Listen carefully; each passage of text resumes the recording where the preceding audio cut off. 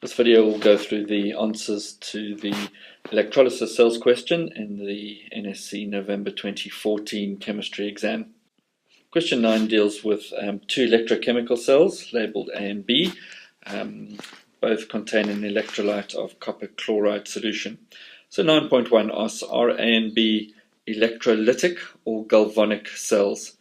So the clue here is that both A and B have got batteries. In other words, they're using electrical energy and that's been converted into chemical. It's forcing a chemical reaction to take place. So if a battery is present, then it can't be a galvanic cell, it must be an electrolytic cell.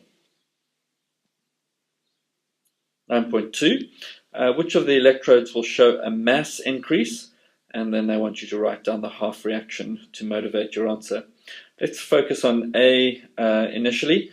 I've just indicated that the electrode P is positive and Q is negative. And on B, R is positive and T is negative. If we focus on cell A, remember there are copper 2+ ions in solution. Those positive ions will be attracted to the negative electrode, i.e. Q, and they'll be deposited as copper. And so Q is going to increase in mass. P won't, because the Cl- ions will be discharged as chlorine gas, and obviously that comes off as a gas. On cell B, the copper ions will be attracted to the negative electrode T, and once again they will be discharged as copper atoms, which will coat that copper electrode T and increase its mass. So Q and T will both increase in mass, and the reduction half reaction that's taking place is copper 2+ gaining 2 electrons to form solid copper that's then deposited on the electrodes Q and T. 9.3, write down the name or formula of the product formed at the electrodes P and R. Let's start with cell A and focus on electrode P. Electrode P is positive. Notice it's a carbon electrode, in other words it's inert, and so the Cl- ions in solution will be attracted to P, and that will be discharged as chlorine gas, or Cl2. If we look at cell B now, at electrode R, remember it's positive. Now notice electrode R is made of copper. Now, copper is reactive, so we're going to have to take that into account.